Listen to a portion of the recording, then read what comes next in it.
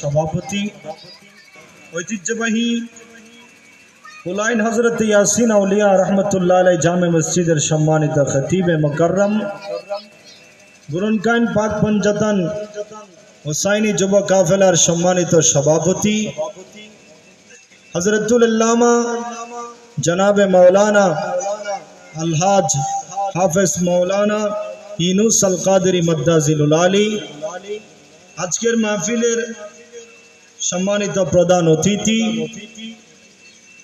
চয়নন Kusumpura union শাখার সাবেক সাধারণ সম্পাদক মোহাম্মদ আব্দুল হাকিম এবং বিশেষ অতিথি মেডসাস আহমদ ফার্মেসির প্রোপাইটার জনাব মোহাম্মদ নাসির উদ্দিন, আজকের মাহফিলের যিনি প্রধান ওয়াইজিন হিসেবে উপস্থিত থাকবেন ঐতিহ্যবাহী উরকিরচার মোহাম্মদিয়া গৌসিয়া সুন্নি আলিম মাদ্রাসার সম্মানিত অধ্যক্ষ হযরতুল আল্লামা জনাবে মাওলানা আল্লামা হাসান রাজা আল কাদেরী মাদ্দাজিলুল আলী এবং আজকের মাহফিলের সম্মানিত প্রধান বক্তা ঐতিহ্যবাহী দরবারে বারিয়া শরীফের সম্মানিত সজ্জাদানশীল মাওলানা মুফতি সৈয়দ মোহাম্মদ সৈয়দুল বারি সাহেব কেবলা মাদ্দাজিলুল আলী এবং আমার সামনে বসা ছোট ছোট মাসুম বাচ্চারা মুরব্বিনে কারাম, মাইকের আওয়াজ যতটুকু যাচ্ছে, এলাকার মা ও বোনেরা রহমানি ওয়া রাহমাকুমুল্লাহ, আসসালামু আলাইকুম ওয়া রাহমাতুল্লাহি ওয়া বারাকাতুহু। ওয়া আলাইকুম সালাম ওয়া রাহমাতুল্লাহি ওয়া বারাকাতুহু। সম্মানিত উপস্থিতি, যে আয়াতে কারীম আমি তেলাওয়াত করেছি, আল্লাহ সুবহানাহু ওয়া তাআলা ইরশাদ করছেন, বিসমিল্লাহির রহমানির রহিম, ইয়া আইয়ুহাল্লাযীনা আমানুস্তাঈনু বিস-সাবরি ওয়াস-সালাত। ও আমার ঈমানদাররা, তোমরা যারা ঈমান এনেছো, ইস্তাঈনু বিস-সাবরি ওয়াস-সালাত, তোমরা নামাজ এবং ধৈর্যের মাধ্যমে আল্লাহর কাছে সাহায্য চাও। সুবহানাল্লাহ। কয়টা বিষয়? একটা হচ্ছে ইস্তাঈনু বিস-সাবরি ওয়াস-সালাত, ধৈর্য এবং নামাজের মাধ্যমে আল্লাহর কাছে তোমরা সাহায্য প্রার্থনা করো। সুবহানাল্লাহ। একজন মুসলমান কালমা পড়ার পরে তার উপর মৌলিক যে বিষয়টা ফরজ, সেটা হচ্ছে নামাজ। সেটা কি? নামাজ। এই নামাজ এমন একটা ইবাদত, সমস্ত কিছু আল্লাহ পাক সুবহানাহু ওয়া তাআলা ধাপে ধাপে ক্রমান্বয়ে আমার নবীর উপর দুনিয়াতে বিধানগুলো বাস্তবায়ন করেছেন। সুবহানাল্লাহি ওয়া বিহামদি। কিন্তু নামাজ এমন একটা ইবাদত, যে ইবাদত রব্বে করিম স্বয়ং নবীজিকে মেহমান বানিয়ে, মেরাজের দুলহা বানিয়ে আমার নবীকে উম্মতের জন্য উপহার দিয়েছেন। সুবহানাল্লাহ। তাহলে নামাজের গুরুত্বটা বেশি। সেজন্য একজন মানুষ প্রাপ্তবয়স্ক হওয়ার আগ থেকে নামাজের প্রশিক্ষণ দেওয়ার কথা বলা হয়েছে। আপনার সন্তান যারা আপনার সাথে মসজিদে যাওয়া পর্যন্ত যে যার সক্ষমতা আছে, আপনি তাকে মসজিদ পর্যন্ত নিয়ে যাবেন। এই সন্তান মসজিদে গিয়ে খেলাধুলা করবে, সেই বুঝতে পারবে মুরব্বীরা কি করছে, তাকে চেনাতে হবে। আজকাল আমাদের সন্তানদেরকে আমরা মসজিদ থেকে দূরে রেখেছি। আজকে আমাদের সন্তানদেরকে আমরা এই যে ইসলামী ধর্মীয় অনুশাসন থেকে দূরে রাখার কারণে এই সন্তান এত বেশি মোবাইল এডিক্টেড হয়ে গেল, মোবাইলের প্রতি এত বেশি তার আসক্তি। ছোট ছোট বাচ্চারা দেখবেন সকলের হাতে অ্যান্ড্রয়েড মোবাইল আছে। এটা আমাদের জন্য অত্যন্ত ক্ষতিকর একটা বিষয়। আপনি আপনার সন্তানকে অবশ্যই ইসলামী ধর্মীয় অনুশাসনে বড় করবেন। আল্লাহ সুবহানাহু ওয়া তাআলা আমাদেরকে আমল করার তৌফিক দান করে, সবাই বলে আমিন। তো দরুদ শরীফ পড়ে, আল্লাহুম্মা সাল্লি সাইয়্যিদিনা लेना मोहम्मद वाला ले सैयदना मौलाना मोहम्मद तेरे कुर्बानी ने जिंदा कर दिया इस्लाम को वो रहेगा ताअबद तेरी बदौलत ऐ हुसैन अल्लाहुम्मा सल्ले मौलाना मुहम्मद वाला ले सैयदना मौलाना मुहम्मद करबलार करुण काहिनी केमने बोला जाए करबलार को एक मोहब्बत है तो বরুণ কারবালার করুণ কাহিনী কেমনে বলা বলুন কারবালার করুণ কাহিনী কেমনে বলা যায় কারবালার করুণ কাহিনী নবীর औलाद শহীদ করলো নবীর औलाद শহীদ করলো নিষ্ঠুরে জিদরাই কারবালার করুণ কাহিনী লাজাই কারবালার করুণ কাহিনী কেমনে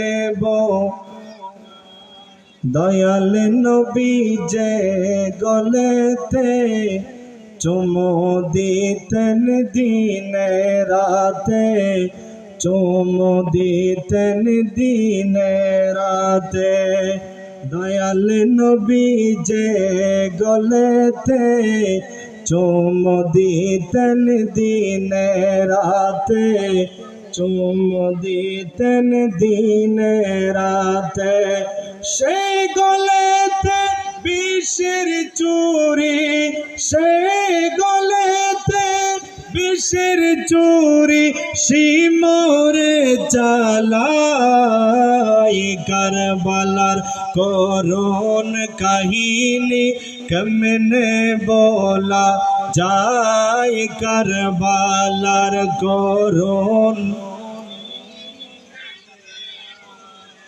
যায় কারবালার করুণ কাহিনী কেমনে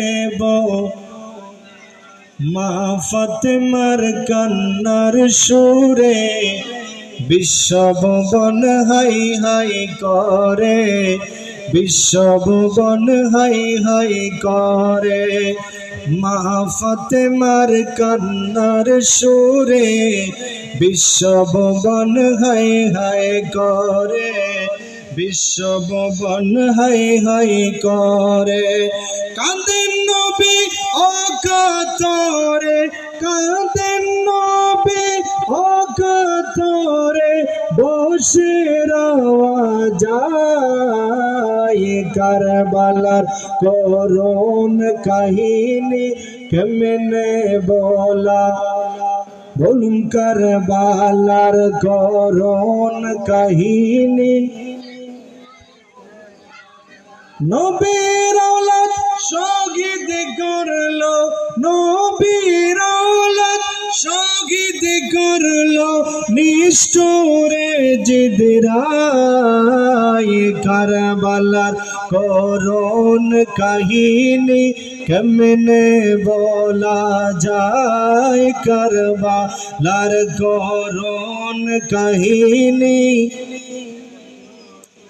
বলুন না সুবহানাল্লাহ। তো ইমাম হুসাইন রাদিয়াল্লাহু তাআলা আনহু ইমামে হাসান মুজতবা রাদিয়াল্লাহু তাআলা আনহুমা যে আয়াতে কারিমা তেলাওয়াত করেছি, আল্লাহ বলছেন নামাজ এবং ধৈর্যের মাধ্যমে আল্লাহর কাছে সাহায্য চাও। এই কোরআন আমাদের জন্য একটা সূত্র দিয়েছেন, আমরা আল্লাহর কাছে কিভাবে সাহায্য চাইব। আল্লাহ বলছেন নামাজ এবং ধৈর্যের মাধ্যমে তোমরা আল্লাহর কাছে সাহায্য প্রার্থনা করো। সুবহানাল্লাহ বলে এই আয়াতের প্র্যাকটিক্যাল আমল করে দেখিয়েছেন আওলাদে রাসূল। সুবহানাল্লাহ বলুন, আওলাদে রাসূল। আমরা অনেক বিষয়ের সন্ধি চুক্তি করি, টাকা পয়সার লেনদেনের, কিন্তু ইমামে হাসান এবং ইমামে হুসাইন রাদিয়াল্লাহু তাআলা আনহুমা তারা দুইজন এমন ব্যক্তি ছিলেন, তাদের ইবাদত কেমন ছিল।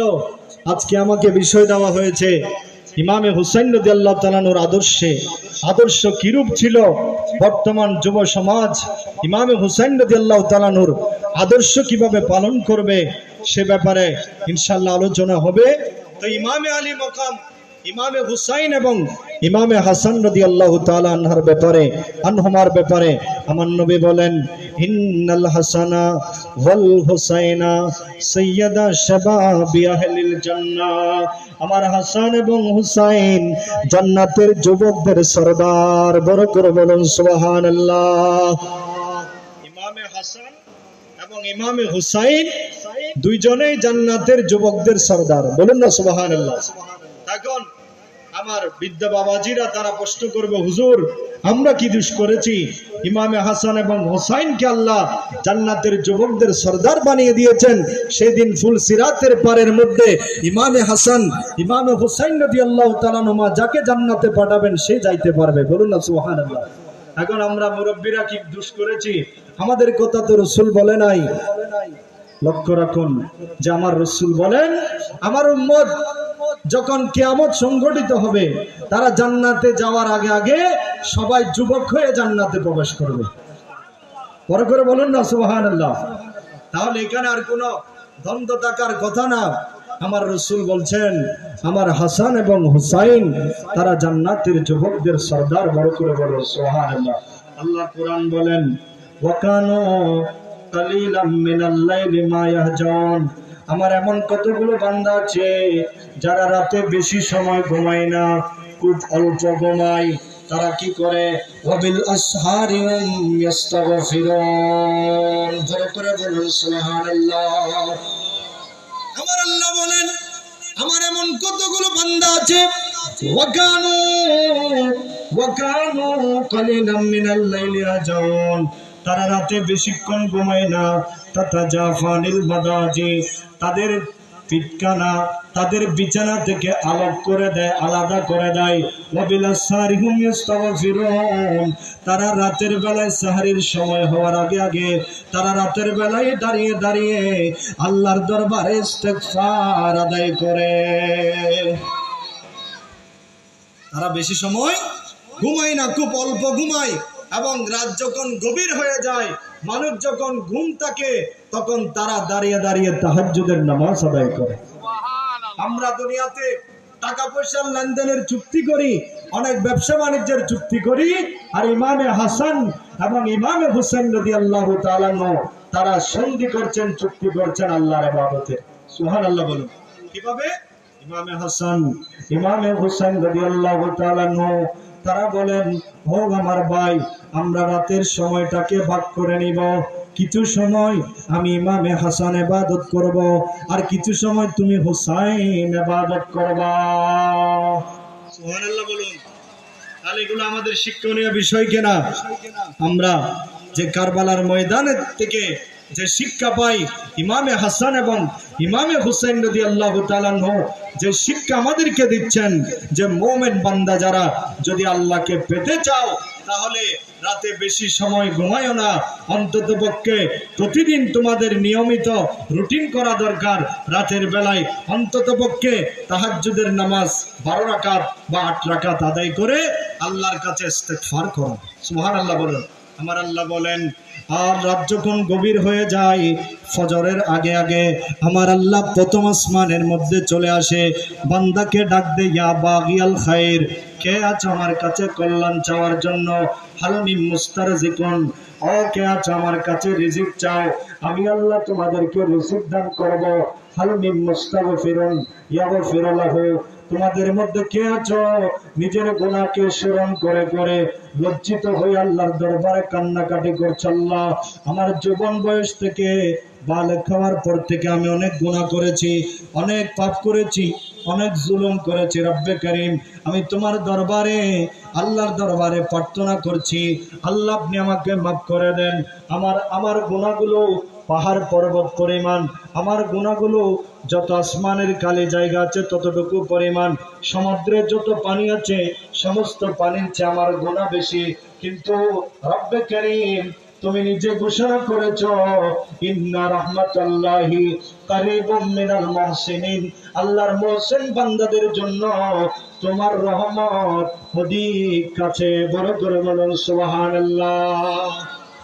এইভাবে যখন আপনি আল্লাহর কাছে নিজের গুনার ব্যাপারে নাদামত হবেন, লজ্জিত হবেন, আমার আল্লাহ বলেন, যারা বেশি বেশি আল্লাহর দরবারে তওবা করে, ইন্নাল্লাহা ইউহিব্বুত তাওয়াবিনা ওয়া ইউহিব্বুল মুতাতাহহিরিন। সুবহানাল্লাহ বলুন। আল্লাহ যারা বেশি বেশি তওবা করে, বেশি বেশি পবিত্রতা অর্জন করে, আল্লাহ তাদেরকে মহব্বত করেন, তাদেরকে ভালোবাসেন। বলুন না সুবহানাল্লাহ। দরুদ শরীফ পড়ে আল্লাহুম্মা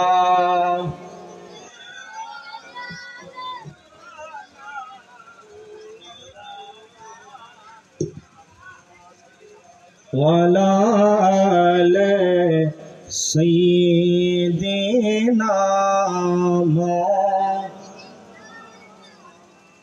আরশের নিচে সিজদায় পড়ে কান্দেন নবী যারে যার, ওহে আল্লাহ মাফ করে দাও উম্মত আমার গুনাহগার। আল্লাহুম্মা সাল্লি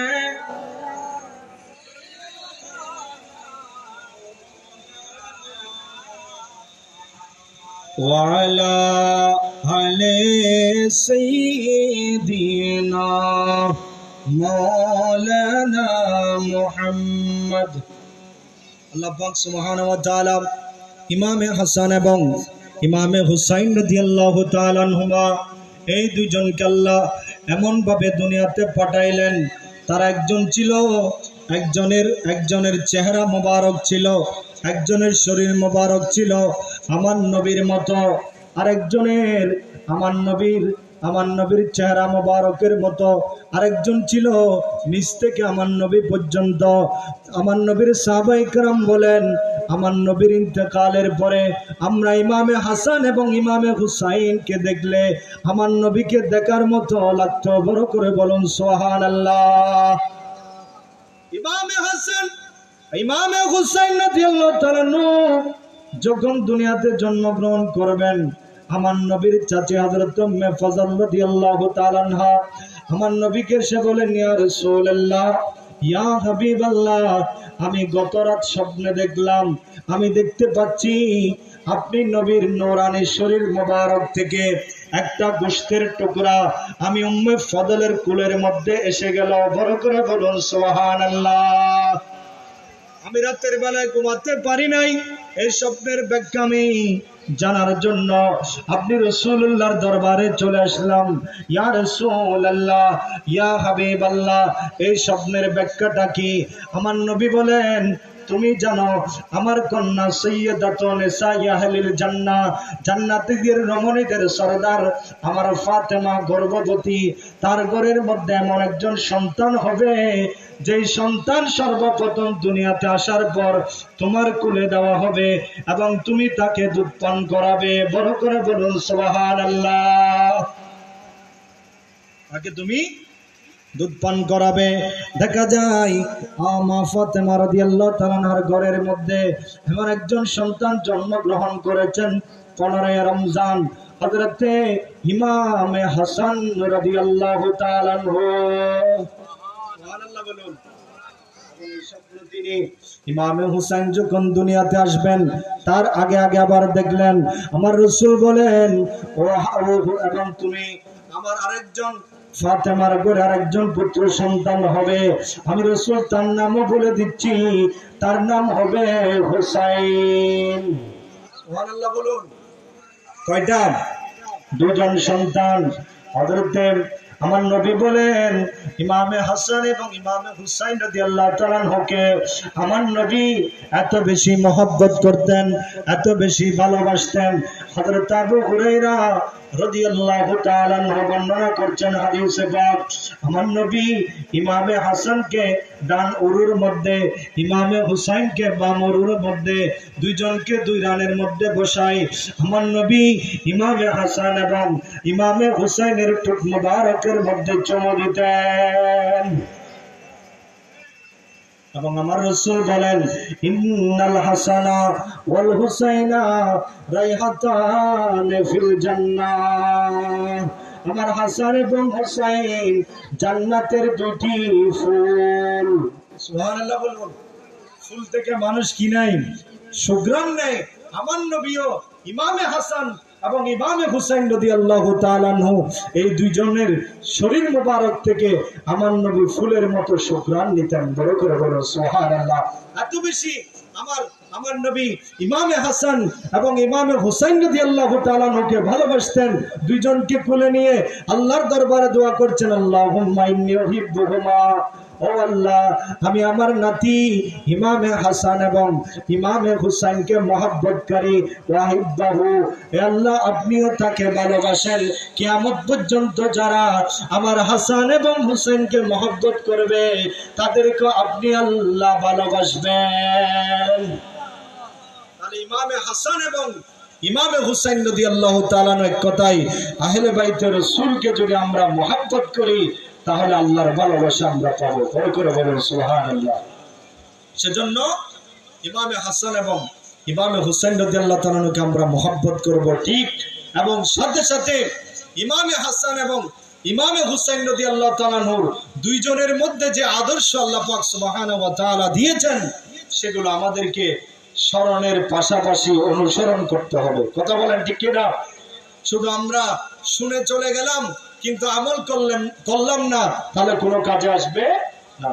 ইমামে হাসান রাদিয়াল্লাহু তাআলা একেবারে ছোট্ট বয়স, যখন দেখা যায় একদিন কিছু সদকা যাকাতের মাল নবীর সামনে আসলো। এখন ইমামে হাসান রাদিয়াল্লাহু তাআলা কিছু খেজুর ওইখান থেকে মুখে নিলেন। মুখে নেওয়ার পর আমার নবী ইমামে হাসান রাদিয়াল্লাহু তাআলার মুখ থেকে সেই খেজুর খানা আমার নবী নিয়ে নিলেন এবং থুতু দিয়ে সেগুলো নিক্ষেপ করার জন্য আদেশ দিয়ে দিলেন। বলুন না সুবহানাল্লাহ। সাহাবায়ে কেরাম জিজ্ঞেস করছেন, ইয়া রাসূলুল্লাহ, আরবের মধ্যে খেজুরের তো কোনো অভাব নাই, ইমামে হাসান সামান্যটুকু এই খেজুর খেয়েছে, অপরাধ কি? তখন আমার নবী বলেন, আহলে রাসূল যারা হবে, আহলে বাইতের পরিবারের সদস্য যারা হবে, তাদের জন্য সদকা খাওয়া জায়েজ নাই। সদকা খাওয়া কি নাই? জায়েজ নাই। তো ইমামে আমার রাসূল এখানে আমাদেরকে শিক্ষা দিচ্ছেন, সন্তানকে ছোটবেলা থেকে যেগুলো ইসলাম অবৈধ বলে ঘোষণা করেছে, যেগুলো আমাদের জন্য হারাম, ওগুলো থেকে ছোটবেলা থেকে তাকে শিক্ষা দিতে হবে। এখন আমাদের দেশে দেখা যায় আমরা মা বাবারা সন্তানকে বেশি মহব্বত করি, ভালোবাসি, এই দুর্বলতাটাকে সামনে এনে আমরা সন্তান অন্যায় করলেও ছোটবেলা থেকে তাকে শাসন করি। বড় যখন হবে তখন আপনি বুঝে যাবে, নয় আমার রাসূল ইমামে হাসানে মুজতাবার মাধ্যমে পুরো বিশ্বের মা বাবাকে শিক্ষা দিচ্ছেন, তোমার সন্তানকে ছোটবেলা থেকে যেগুলো ইসলাম নিষেধ করেছে, যেগুলো আল্লাহর পক্ষ থেকে নিষেধাজ্ঞা এসেছে, ওই বিষয়গুলো ব্যাপারে তোমরা সতর্ক অবলম্বন করো। এখন থেকে যদি তাকে যেগুলো ইসলাম নাজায়েজ বলে ঘোষণা করেছে ওগুলো থেকে যদি বিরত রাখা যায়, ওই সন্তান দেখবেন বড় হলেও ওই কাজের দ্বারে পাশেও যাবে না, ঠিক কিনা? সেজন্য এই আদর্শ আমাদেরকে গ্রহণ করতে হবে। ইমামে হুসাইন রাদিয়াল্লাহু তাআলা আল্লাহর কাছে ফরিয়াদ করছেন, আল্লাহুম্মা রযুকনি আনির রাব্বাতা ফিল আখিরা ও আল্লাহ, আমি দুনিয়ার মহব্বত চাই না, আখিরাতের মহব্বত, পরকালের মহব্বত আমার অন্তরে বাড়িয়ে দাও। সুবহানাল্লাহ। পরকালের মহব্বত কি করে দাও? বাড়িয়ে দাও। আমরা শুধু দুনিয়া দুনিয়া চাই, কিন্তু ইমামে হুসাইন রাদিয়াল্লাহু তাআলা আনহু আল্লাহর কাছে ফরিয়াদ করছেন, আল্লাহ আমি দুনিয়ার মহব্বত চাই না, আপনি আমাকে আখিরাতের মহব্বত দান করুন। কেন? হাত্তা আরিবু সিদকা যালিকা ফি কলবি, আমি যাতে আমার অন্তরের মধ্যে ভালো যেটা, আল্লাহ যেটা চাই, আল্লাহ যেটা করলে খুশি হবে, সেটা যাতে আমি